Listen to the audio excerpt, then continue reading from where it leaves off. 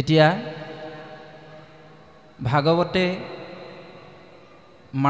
মুকুন্দৰ পুত্ৰ মাৰ্কেন্দেয় ঋষিয়ে ভগৱন্তক ধ্যান কৰি ভগৱন্তক ইতিমধ্যে দৰ্শন পাইছে আৰু এই কথাখিনিকে কৈ আছে।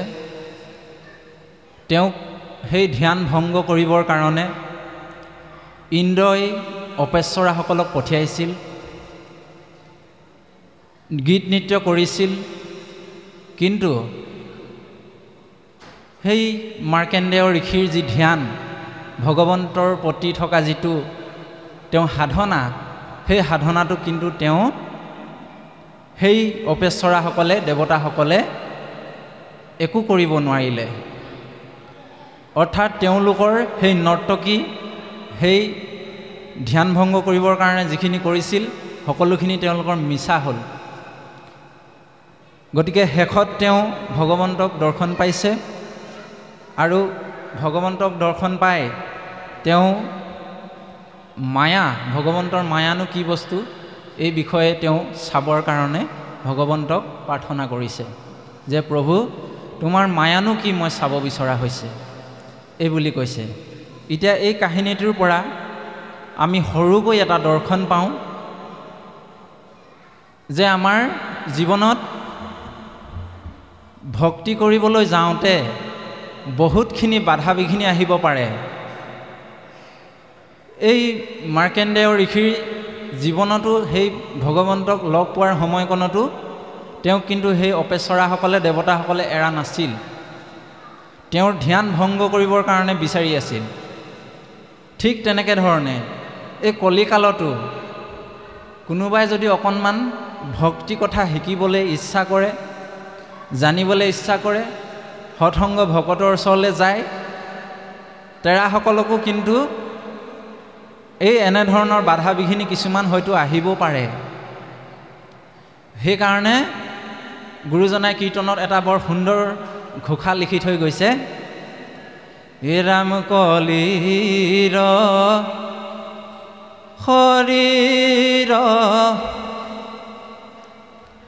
শৰীৰ, কলিকালত বিশেষকৈ কলিকালত অ হৰি নাম যা অ পাপীৰ নিদ্ৰাত নিদিবা কাণ।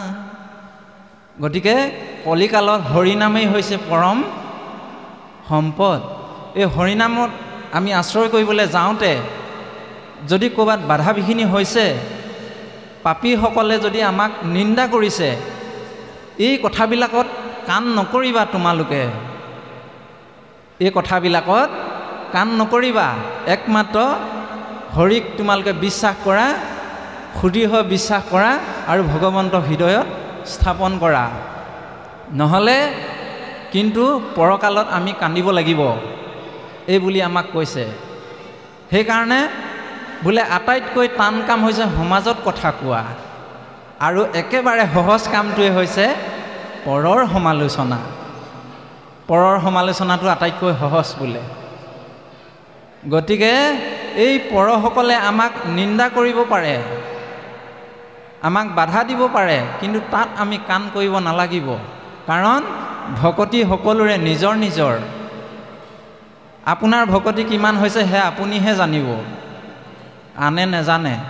আৰু আপোনাৰ যি ভক্তি আছে, আপোনাৰ যি পুণ্য আছে, সেইখিনি আপুনিহে নিব, তেওঁ কিন্তু নিবলৈ নাহে। আমাৰ বাপসকলক কেতিয়াবা কিছুমান জেগাত কোৱা যায়, বোলে ধুতিখন পিন্ধি যাবই নোৱাৰো, ইমান কয়, সেই তই বোলে আজিকালি ভকত হৈ গলি, এনেকৈ এনেকৈ বোলে নিন্দা কৰে। সেইকেইজনক মই তেতিয়া কওঁ, বোলে শুনা তোমালোকে, এই যিকেইজনে এই কথাটো কৈছে নহয়, সেইকেইজনে তোমাক শ্মশানত খৰি দিবলৈ যাওঁতে তোমাৰ শ্মশানতে সিহঁতে মদ খাই আহিব, মনত ৰাখা এই কথাটো, সেই বুলি কওঁ মই তেওঁলোকক। আৰু কথাটো নোহোৱাও নহয়, যিকেইজনে এই নিন্দা কৰিব, যিকেইজনে ভাল পথলৈ আহিবলৈ চেষ্টা নকৰিব, এইসকলে যেতিয়া খৰি দিবলৈ যাব শ্মশানত, তাতে মদ খাই আহিব। আপুনি মই গুচি গ'লে তেওঁলোকৰ একো ক্ষতি নহয়, মাত্ৰ আমি যে ভক্তি, যদি সিহঁতৰ কথা শুনি আমি ভক্তি নকৰোঁ তেতিয়াহ'লে আমিহে মৰিব লাগিব, আমিহে ভুগিব লাগিব। এতিয়া বেছি সময় নলওঁ, এটা সৰু চমু কাহিনীৰে আমি আপোনাসৱৰ মাজৰ পৰা বিদায় লোৱা হ'ব বুলি ভাবিছোঁ। বিশেষকৈ সৎসংগ আৰু কুসংগ, এই কাহিনীটো সৎসংগ আৰু কুসংগৰ লগত এই কাহিনীটো জড়িত হৈ আছে। যে সৎসংগত থাকিলে এজন মানুহ বা এজন সতি সন্তান কেনেধৰণে সৎ পথলৈ আহিব পাৰে আৰু তেওঁৰ জীৱনৰ মূল্য কিমান, এই কথাটো এই কাহিনীটোত আছে। আৰু দ্বিতীয় কথাটো হ'ল যে এজন সতি বা সন্তান বা এজন মানুহ কুসংগত থাকিলে কেনেধৰণে তেওঁ জীৱনটো ঊৰ্ধ্বগতিৰ পৰা অধোগামী হয়, এই কথাখিনি এই কাহিনীটোত সোমাই আছে। বৰ তত্ত্বগধুৰ কাহিনী। দুটা ভাটৌ চৰাই আছিল, দুটা ভাটৌ চৰাই আছিল, একে মাকৰে সন্তান, দুয়োটা দেখিবলৈ একেই, ৰূপ ৰঙো একেই। হাবিত থাকোঁতে এদিন কি হ'ল, এই বনত ঘূৰি ফুৰে নহয় চিকাৰীবিলাক, চিকাৰীয়ে দুয়োটাকে ধৰিলে, ধৰি আনি কিনে বজাৰত বিক্ৰী কৰিবৰ কাৰণে পিঞ্জৰাত ভৰাই থৈ দিছে। সেই মুহূৰ্ততে সেই দুটা ভাটৌ চৰাই, সেই তাৰে এটা ভাটৌ চৰাইক এই ছাগলী যে কাটে, ছাগলী কটা এজন কচায়ে কিনিলে। তাৰপিছত দ্বিতীয় ভাটৌটো এজন পৰম মহাত্মা ভকতে কিনিলে। তেওঁ দেখি দুখ লাগিলে, দেখি ঐ চৰাইটো পিঞ্জৰাত সোমাই আছে, মই ইয়াক লৈ যাওঁ, মোৰ কোঠালৈ গ'লে ৰাম নাম শুনিব, গতিকে ইয়াৰো কল্যাণ হ'ব। লৈ গ'ল। তাৰপিছত যেতিয়া কচাইটোৱে ভাটৌটো লৈ গৈছে, কচাই ঘৰত পৰিৱেশটো কেনেকুৱা আপোনাৰভাৱে চিন্তা কৰক। কচায়ে কি কৰে, ছাগলীবিলাকক অকল বধিব কাটিব জানে, হয়নে, ওলোটাকৈ ওলমাই থ'ব আৰু বিক্ৰী কৰিব। তাতে কচাইটোতো একো এইবিলাক ধৰ্ম জ্ঞান, ধৰ্ম কথা, ভক্তি কথা, সংস্কাৰমুখী পৰিৱেশ একেবাৰে নাই। তাত কি কৰে, ডেইলি কচাইটোৱে কি বুলি শিকায়, ধৰো, মাৰো, কাটো, এই তিনিটা কথা সদায় কয়। ভাটৌটো শিকি গ'ল, ভাটৌৱেতো কথা ক'ব জানে, আপোনাৰভাৱে জানেই। ভাটৌটো শিকি গ'ল, ধৰো, মাৰো, কাটো। তাৰপিছত ইতিমধ্যে ইফালে আকৌ সেই যিটো মহাত্মাজনে কিনিছিল সাধুৱালা ভাটৌটো, সেই ভাটৌটোত কি হয়, সদায় পুৱা 4 বজাতে উঠি সেই ভকতজনে, মহাত্মাজনে ভাটৌ চৰাইটোক কয়, হেৰা শুনা, তুমি মোৰ লগত হৰিনাম কীৰ্তন কৰা, বোলা ৰাম ৰাম, হৰি ৰাম, কৃষ্ণ ৰাম, কোৱা গোবিন্দ গোবিন্দ। ভাটৌটো শিকি গ'ল, ভাটৌটোৱেও শিকি গ'ল। এই তেনেকৈ থাকোঁতে সেই ভাটৌ চৰাইটোক মহাত্মাজনে বহুত ভাল ভাল কথা শিকালে, বহুত ভাল ভাল তত্ত্ব কথা ক'লে, বৰ সুন্দৰ সুন্দৰ কাহিনী আকাৰে একদম মানে ভাটৌ চৰাইটো শিক্ষিত কৰি তুলিলে। আৰু ইপিনে এইটো চৰাইটো ধৰো মাৰো কাটোহে শিকিছে। ইতিমধ্যে আকৌ দৈৱপক্ষে কি হ'ল, সেই মহাত্মাজন ইহ সংসাৰৰ পৰা যাবৰ সময় আহিল, তেওঁৰ আৰু বেছিদিন সময় নাই। তেতিয়া তেওঁ ভাবিলে কি বুলি, মই যদি গুচি যাওঁ, এই ভাটৌ চৰাইটোকনো কোনে চাব, কোনে খোৱা বোৱা দিব, গতিকে এটা কাম কৰা হওক, কাৰোবাক দি দিয়া হওক। তেনেকৈ চিন্তা কৰি তেওঁ বাটেৰে যোৱা এজন বাটৰুৱা মাতি লৈ আহিলে, আনি কিনে কৈছে বোলে, হেৰা, শুনাচোন, মোৰ এইটো ভাটৌ চৰাই তুমি লৈ যোৱাচোন, তুমি ইয়াক সময়মতে খোৱা বোৱা দিবা, সেৱা শুশ্ৰূষা কৰিবা। ই বৰ সুন্দৰ কথা কয়, হৰিনাম কীৰ্তন কৰে, বহুত ভাল ভাল কথা কয়, গতিকে তুমি যদি ইয়াক লৈ যোৱা, তোমাৰো কল্যাণ হ'ব, তাৰো কল্যাণ হ'ব। তেওঁ চৰাইটো উৰাই দিব বিচাৰিছিল, কিন্তু পাখিকেইটা কাটি থোৱা আছিল, এই চিকাৰীটোৱে পাখিকেইটা কাটি থৈছিল, সেইকাৰণে তেওঁ বেলেগ এজনক দি দিছে। দৈৱ পক্ষে আকৌ সেইজন অইন কোনো নাছিল, সেই কচাইঅলা কচাইটোৱে আছিল। ইটো ভাটৌ যে কিনিছিল সেই কচাইটোৱে আছিল। ভাটৌটো লৈ গুচি গ'ল। নিয়াৰ পিছত ইতিমধ্যে দুইজনটো ককাই ভাই আছিলে, ইজনে সিজনক চিনি পাইছে, চিনি পাই মাত লগাইছে, হেৰা দাদা ভালে আছা? বোলে হয় ভালে আছোঁ। খোৱা বোৱা কৰিছানে নাই সময়মতে? বোলে মই ঠিকে আছোঁ। অঁ, কি শিকিছা পিছে? তেতিয়া কচাইঅলা ভাটৌটোৱে কৈছে, ধৰৌ মাৰৌ কাটৌ। তেতিয়া সাধুঅলা ভাটৌটোৱে কৈছে, তোমাৰ ইয়াৰ পৰা কল্যাণ নহ'ব হে ভাই, এতিয়া মই যি ক'ম তুমি তাক ক'ব লাগিব। বোলা ৰাম ৰাম, হৰি ৰাম, কৃষ্ণ ৰাম, গোবিন্দ গোবিন্দ কোৱা। এই ইতিমধ্যে যিটো কাহিনী চলি আছে, ইতিমধ্যে আকৌ কচাইটোৱে দেখি আছে, লক্ষ্য কৰি আছে। কচাইটোৱে মনতে ভাবিলে, বা এইটো চৰাই দেখোন বৰ ভাল ভাল কথা কয়, গতিকে ইয়াক যদি মই ৰজাৰ ওচৰত বিকিবলৈ লৈ যাওঁ তো বহুত ধন টকা পইচা পাম। এই ভাৱনা লৈ তেওঁ ৰজাৰ ওচৰলৈ দুইটা ভাটৌ চৰাই লৈ গ'ল। গৈ কিনে ৰজাৰ আগত কৈছেগৈ, ৰাজন মোৰ এইকেইটা ভাটৌ চৰাই, ই বৰ সুন্দৰ সুন্দৰ কথা কয়, গতিকে আপুনি যদি ইহঁতক ৰাখে তেতিয়াহ'লে আপোনাৰ বহুত কল্যাণ হ'ব, আপুনি ইচ্ছা কৰিলে ইহঁতক মোৰ পৰা কিনি ল'ব পাৰে। তেতিয়া তেওঁ মানে কৈছে, বোলে অঁ ঠিকে আছে, কিমান দাম কিমান দাম? তেতিয়া সেই মানে কচাইটোৱে কৈছে, তাৰ লগত থকা যিটো ভাটৌ চৰাই আছিলে সেই চৰাইটোলৈ দেখুৱাই কৈছে যে ৰাজন আপুনি এই চৰাইটো মাত্ৰ 1 টকা দিলেই হ'ব, 1 টকা। আৰু ইটো বোলে ইটো ৰাজন আপুনি 1 লাখ টকা দিব লাগিব। অঁ, ৰজাটো খং উঠি গৈছে, বোলে তুমি কেলে এইটো 1 লাখ টকা বিচাৰিছা? দুইটাটো ৰমৰূপ একেই চৰাই, একে ভাটৌ, ইয়াৰ দাম কিয় 1 লাখ, ইয়াৰ দাম কিয় 1 টকা? তুমি 1 লাখ আৰু 1 টকাৰ ব্যৱধানটো বুজি পোৱা নে নোপোৱা? তেওঁ কৈছে, হয় মই ভাল ধৰণে বুজি পাওঁ, কিয়নো বুজি নাপাওঁ। আপুনি এটা কাম কৰক, 2-4 দিন ৰাখি লওক, যদি আপুনি পইচা দিব লাগে বুলি ভাবে তেতিয়াহ'লে দিব, নহ'লে মই পুনৰ আকৌ মোৰ চৰাইকেইটা মই ঘূৰাই লৈ যাম। অঁ ঠিক আছে, তুমি এইটো ভাল কথা ক'লা, কথামতে কাম। দুইটা চৰাই ৰজাই কিনি ল'লে। লৈ কিনে তেওঁ কি কৰিছে, যিটো কচাইঅলা ভাটৌ আছিলে 1 টকীয়া দামৰ, সেই ভাটৌটোক তেওঁ এই শুৱনি কোঠাৰ বাৰান্দাত পিঞ্জৰাটোত ভৰাই থ'লে, বাৰান্দাত ৰখাই থ'লে। তাৰপিছত ইটো যিটো ভাটৌ 1 লাখ টকীয়া যিটো ভাটৌ, সেই ভাটৌটোক তেওঁ শুৱনি কোঠাত ৰাখিছে। কি কাৰণে ৰাখিছে চাওঁচোন, ইয়াৰনো কি ইমান বিশেষত্ব আছে, ইয়াৰনো কি ইমান বিশেষত্ব আছে যে 1 লাখ টকা দাম কৰিছে, দেখা হওক। তাৰপিছত ৰজা সেইদিনা ৰাতি খোৱা বোৱা কৰি শুলে। ৰাতি শুওঁতে তেওঁ কি কৰিলে, ৰাতিপুৱা ব্ৰহ্ম মুহূৰ্তৰ সময় চলি আছে, ব্ৰহ্মপুৱা হৈছে, 4 বাজিছে, আৰু সেইখিনি মুহূৰ্ততে সেই ভাটৌ চৰাইটোৱে সেই মহাত্মাজনে শিকোৱা এটা ঘোষা গাইছে, ৰাজা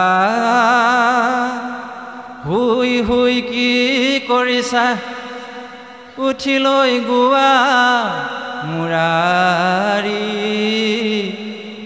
এদিনটো এদিন শুবই লাগিব, চিৰদিন নিদাৰ কোলা। ৰাজন এয়া হোৱা সময় নহয়, উঠিলৈ মোৰ লগত হৰিৰ গুণানুকীৰ্তন গোৱা মোৰ লগত শ্ৰীকৃষ্ণ গোবিন্দ হৰে মুৰাৰী। এয়া হোৱাৰ সময় নহয়, কাৰণ এনেওতো এদিন আমি এই বিচনাখনত চিৰদিনৰ কাৰণে শুবই লাগিব, চিৰদিনৰ কাৰণে আমি শুবই লাগিব এই বিচনাখনত। আমাৰ ভৰিকেইটাও তেনেকৈ পৰি থাকিব, হাত মূৰ তেনেকৈ পৰি থাকিব, আমি এই বিচনাখনত এদিন শুবই লাগিব। এতিয়া আমি কোনোবাই কিবা এটা শব্দ কৰিলে সাৰ পাওঁ, কিন্তু তেতিয়া আমাৰ ভৰিকেইটা জ্বলি থাকিব, আমি গম নাপাম। হাতকেইখন জ্বলি থাকিব, আমি গম নাপাওঁ। সৰ্বস্ব শৰীৰটো জ্বলি থাকিব, আমি গম নাপাওঁ। আমি কথা কৈ থকা মুখখন জ্বলি থাকিব, আমি গম নাপাওঁ। অৰ্থাৎ আমি সকলোৱে চিৰদিন যিখন বিচনা, সেই বিচনাখনত আমি সকলোৱে এদিন এদিন শুবই লাগিব। গতিকে সময় নাই ৰাজন, তুমি উঠা, উঠি লৈ মোৰ লগত হৰি কীৰ্তন কৰা। ৰজাই কথাষাৰ শুনি তৎক্ষণাৎ জাপ মাৰি উঠিলে। উঠি কিনে তেওঁ মনতে ভাবিছে কোনে কৈছে কথাটো। অলপমান তেওঁ চিন্তা কৰি গম পালে যে ভাটৌ চৰাইটোৱে কথা কৈছে। তেওঁ পুনৰ উঠি আহি সেই ভাটৌ চৰাইটোৰ ওচৰত প্ৰণাম কৰি কিনে কৈছে, হেৰা, মোক আৰু এটা ভাল কথা কোৱাচোন। ইমান ভাল ভাল কথাটো মোক সাধু মহন্তইও শুনোৱা নাই, তুমি ইমান ভাল কথা কৈছা, মোক আৰু অলপ শুনোৱাচোন। তেতিয়া কৈছে, ৰাজন, আপোনাৰ মূৰৰ ওপৰত কিবা এটা ঘূৰি আছে। ৰজাই চাইছে, ক'তা, একোতো নাই। নহয় ৰাজন, আছে, আপুনি কিন্তু দেখা নাই। সেইটো হৈছে কি, এই কালৰূপী সময়, কালৰূপী সময়টো তোমাৰ মূৰৰ ওপৰত ঘূৰি আছে। অৰ্থাৎ কাল অব্ৰাহ্ল মুখ গ্ৰাছত্ৰাছ নিৰ্ণাচহে তবে। অৰ্থাৎ কালৰূপী সময়ৰ গ্ৰাসত আমাৰ বয়সবিলাক এদিন দুদিনকৈ গৈ আছে। আজি 10 বছৰ গ'ল, কাইলৈ 20 বছৰ গ'ল, পৰহিলৈ 30 বছৰ গ'ল, 40 বছৰ, 50 বছৰ, 60 বছৰ গৈ আছে। ক'ত গৈ আছে? কাল অব্ৰাহ্ল মুখ গ্ৰাছত্ৰাছ। কালৰূপী সময়ৰ গ্ৰাসত আমাৰ এই জীৱনটো এদিন দুদিনকৈ গৈ আছে।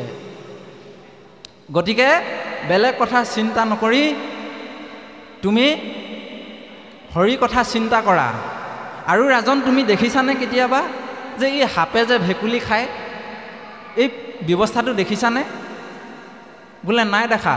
চাব কেতিয়াবা। সাপে বাৰিষাৰ সময়ত বেছিকৈ সাপে ভেকুলী খায়। আৰু সাপৰ মুখত সেই ভেকুলীটো আধা যেতিয়া সোমাই থাকে তেতিয়া সি জিভাখন লপলপাই থাকে ভেকুলীটোৱে। অৰ্থাৎ সি অলৰেডি সেই সাপৰূপী কালৰ গ্ৰাসত সোমাই আছে, কিন্তু সি বোলে সেই মুহূৰ্তত যদি কেনেবাকৈ লগ পায় কীট পতংগ পৰুৱা এইবিলাক খাবলৈ চেষ্টা কৰে বুলি কৈছে। অলৰেডি সি মৃত্যুৰ মুখত আছে, কিন্তু সি আকৌ সেই মুহূৰ্তৰ কাৰণে কিবা এটা অকণমান পাবলৈ চেষ্টা কৰি আছে। ঠিক সেই অৱস্থাটো আমাৰো একেই ৰাজন। আমিও কালৰূপী সময়ৰ গ্ৰাসত এদিন দুদিনকৈ গৈ আছোঁ, কিন্তু আমি এই ইহজনমত ঢেৰ কিবা কিবি বিচাৰি ফুৰিছোঁ, ঢেৰ কিবা কিবি আমি বিচাৰি নিজক অশান্ত কৰি ৰাখিছোঁ। গতিকে বেছি সময় নাই। সেই সাপটো পেটলৈ যাবলৈ যিমান সময় আছে, আমাৰো সিমানহে সময়। গতিকে সোনকালে তুমি হৰি কথা চিন্তা কৰা। ৰজাই এই কথাটো শুনি কিনে পৰম জ্ঞান লাভ কৰিলে। বা, ইমান ভাল কথা কয়। সেইখিনিতে ৰৈ গ'ল। তাৰপিছত ইতিমধ্যে তেওঁ আকৌ কি কৰিলে, মনত পৰিলে সেই 1 টকীয়া ভাটৌটোৰ কথা। এতিয়া মই 1 টকীয়া ভাটৌটোৰ ওচৰলৈ যাওঁচোন বাৰু, ইনো কি কথা কয়। ৰজাই দৰজাখন খুলি বাহিৰত যাবলৈ পালেহে দেখিয়ে লগে লগে ভাটৌটোৱে মাত লগালে, ধৰো মাৰো কাটো। মাত লগালে। ৰজাটো ভয় খাই গ'ল। তেতিয়া মোক ধৰি মাৰিবই দেখোন, এতিয়া পলোৱাহে কথা আৰু। লৰালৈকে দৰজাখন মাৰি আকৌ ভিতৰত সোমালে। তেতিয়া আৰু ৰজাৰ বুজিবলৈ বাকী নাথাকিল যে এই ভাটৌটো 1 টকাৰো যোগ্য নহয়। এনেইহে 1 টকা দাম কৰিছে, কিন্তু ই 1 টকাৰো যোগ্য নহয়। আৰু এইটো ভাটৌ চৰাই, ইয়াক আকৌ পইচাৰ লগত তুলনা কৰিব নোৱাৰি। ই যিকেইটা মোক সম্পদ দিলে, ই যিকেইটা কথা ক'লে, এইকেইটা পইচাৰে কিনিব নোৱাৰি। গতিকে মই ইয়াক বহুত শ্ৰদ্ধা কৰিব লাগিব। গতিকে এই কাহিনীটোৰ পৰা আমি ইমান সুন্দৰ দৰ্শন পাওঁ যে এজন বা এটি সন্তান যেতিয়া কুসংগত থাকে তেতিয়াহ'লে কি হ'ব জানে? সেই ভাটৌ চৰাইটো কিয় 1 লাখ টকা দাম হ'ল আপোনাৰভাৱে গম পাইছেনে? এজন সৎসংগ মহন্ত ভকতৰ ওচৰত থকাৰ কাৰণে। তেওঁ সেই ভকতৰ ওচৰত থকাৰ কাৰণে, মহন্তজনৰ ওচৰত থকাৰ কাৰণে তেওঁৰ জীৱনটো অমূল্য ৰত্নলৈ পৰিৱৰ্তন হ'ল। তেওঁক টকাৰে জুখিব নোৱাৰি, কিন্তু ইজন কচাই নামৰ এটা কুসংগত পৰি 1 টকাৰো মূল্য নোহোৱা হৈ গ'ল বুলি কৈছে। সেইকাৰণে আমি এই বাস্তৱসন্মত পৃথিৱীখনলৈ যদি চাবলৈ যাওঁ, ইয়াৰ উত্তৰটো সোমাই আছে। আমি যদি এই আসনখনৰ পৰা আজি আসনভাগ এৰি এই বাটে পথে ঘূৰি ফুৰা টুলুং ভুটুং কেইটামানৰ লগত যদি আমি ফুৰিবলৈ লওঁ, তেতিয়া আমাৰ কি হ'ব? মানুহে নিন্দা কৰিব আমাক, মানুহে আমাক ককৰ্থনা কৰিব, আমাক মানে একেবাৰে এইটো ঘটিয়াম বাটিয়াম 2 টকীয়াটো আহিলে আৰু এনেকৈ ক'ব। কিন্তু যেতিয়ালৈকে আমি সৎসংগ মহন্ত ভকতৰ ওচৰত আমি থাকিম, তেতিয়ালৈকে কিন্তু আমাৰ জীৱনটো অমূল্য ৰত্ন হৈ থাকে বুলি কৈছে। আমি এইবিলাক বস্তু ক'তো কিনিবলৈ নাপাওঁ। সেইকাৰণে কৈছে যে সৎসংগ, সৎসংগ যিটো, এই সৎসংগই আপোনাক মোক কোটি টকীয়ালৈও নিব পাৰে আৰু কুসংগই আপোনাক মোক 0 বেলেঞ্চলৈও আনিব পাৰে। ইমান শক্তি আছে কুসংগ সৎসংগ। গতিকে আমাক এই দৰ্শনখিনি ভাগৱতে আমাক শিকাই আছে। আমাৰ বাপজনাই ইমান সুন্দৰকৈ কথাখিনি কৈ গ'ল যে আমি শৰণ ল'লেই নহ'ব, ভাগৱত শুনিলেই নহ'ব, আমি তাক হৃদয়ংগম কৰিব লাগিব। ভাগৱত হৈছে হৃদয়ত হৃদয়ংগম কৰা বিষয়বস্তু। ই শুনাৰ বিষয়বস্তু নহয়, হৃদয়ংগম কৰা বস্তু। হৃদয়েৰে আমি শুনিব লাগিব। মহাত্মা গান্ধীয়ে কৈছে, religion is the believes on faith. ধৰ্ম দৰ্শন মানুহৰ বিশ্বাসৰ ওপৰত প্ৰতিষ্ঠিত হয়, অবিশ্বাসৰ ওপৰত নহয়। আপুনি বিশ্বাস কৰিব পাৰিব লাগিব। সেইকাৰণে আমি হৰিনামৰ অমৃত আমি বোৱাব পাৰিব লাগিব। আমাৰ এই নৰনৌকাখনত হৰিনামৰ নদীৰে আমি ধুব পাৰিব লাগিব। জ্যোতিপ্ৰসাদে এটা গান গাইছিল, লুইতৰে পানী যাবি অ বৈ, লুইতৰে পানী যাবি অ বৈ, অ সন্ধিয়া লুইতৰ পানী শুনোৱালি, চহৰে নগৰে যাবি অ বৈ। চহৰে নগৰে বৈ যাবলৈ কৈছে। কি? সন্ধিয়াৰ সময়ত লুইতৰ পানী। ৰূপটো কেনেকুৱা? সোণোৱালী, সোণোৱালী ৰূপ। আৰু শংকৰ গুৰুজনাই আমাক কি বুলি কৈছে জানেনে? হৰি নামৰখে বৈকুণ্ঠ প্ৰকাশে, প্ৰেময় অমৃতৰ নদী। আজি প্ৰেমৰ নদী বৈছে ইয়াত, এই বৈকুণ্ঠপুৰীত হৰি নামৰ প্ৰেমৰ নদী বৈছে। আপোনালোকৰ মনত কাৰো মনত বেয়া ভাৱনা নাই এইখিনি মুহূৰ্তত? এয়া প্ৰেমৰ নদী নহয় জানো? সেইকাৰণে আমাক কৈছে, নাম লোৱা মনোভাই নামৰ বিনে গতি নাই, হৰি নামৰ প্ৰেমৰ নদী ধীৰে ধীৰে বৈ যায় বুলি কৈছে। তাৰপিছত ক'লে, নাম ল'বা দুবেলি পুৱা আৰু গধূলি। আমাক বেছিকৈ নোৱাৰিলেও 2 বাৰ হ'লেও ল'বলৈ কৈছেই। সেইকাৰণে পৰম কৃপালু বাবাই সমস্ত, আমি বেছি সময় আৰু নলওঁ। আমি আপোনাসৱৰ মাজৰ পৰা বিদায় ল'বলৈ বিচৰা হৈছে। আৰু আমি অভাজনে আপোনাসৱৰ আজ্ঞা শিৰত লৈ ভগৱন্তৰ গুণানুকীৰ্তন কৰিবলৈ যাওঁতে শত সহস্ৰ কোটি অপৰাধ হৈছে। গতিকে এই সৰ্বস্বখিনি অপৰাধ আপোনাসৱে মাৰ্জনা কৰি আপোনাসৱৰ দুখানি অভয় চৰণত ঠাই দিব বুলি আমি আশা কৰা হৈছে আৰু আপোনাসৱৰ চৰণত সেৱা ধৰা হৈছে। গৰ্ভত থাকন্তে গুহালৈ যেন পাৱে, তাৰো অপৰাধ নধৰে যেন মাৱে। গতিকে আপোনাসৱৰ আগত এই কথাকেইটা কওঁতে যদি কোনোবা এখিনিত ভুল ভ্ৰান্তি হৈছিলে, গতিকে এই সমস্ত অপৰাধখিনি আপোনাসৱৰে এটি সন্তান বুলি ভাবি আপোনাসৱৰ দুখানি অভয় পদচৰণৰ তলত চৰণদুলি বুলি ভাবি আমাক দুখানি চৰণত ঠাই দিব বুলি আমি আশা কৰিছোঁ। আৰু শেষত আমি গুৰু বন্দনাৰে আপোনাসৱৰ মাজৰ পৰা আমি বিদায় ল'বলৈ বিচৰা হৈছে। আৰু শেষত এটি অনুৰোধ আছে আপোনা হ'বলৈ নৱপ্ৰজন্মসকললৈ যে ভগৱন্তই ইহলীলা সম্বৰণ কৰিবৰ সময়ত উদ্ধৱক কৈছিলে, হে উদ্ধৱ, তুমি বদৰিকা আশ্ৰমখনি যতন কৰি ৰাখিবা। মই যাওঁ বৈকুণ্ঠলৈ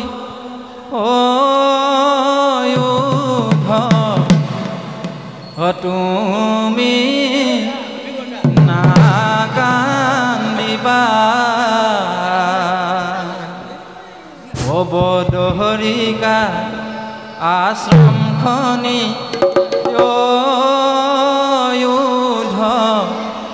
যতন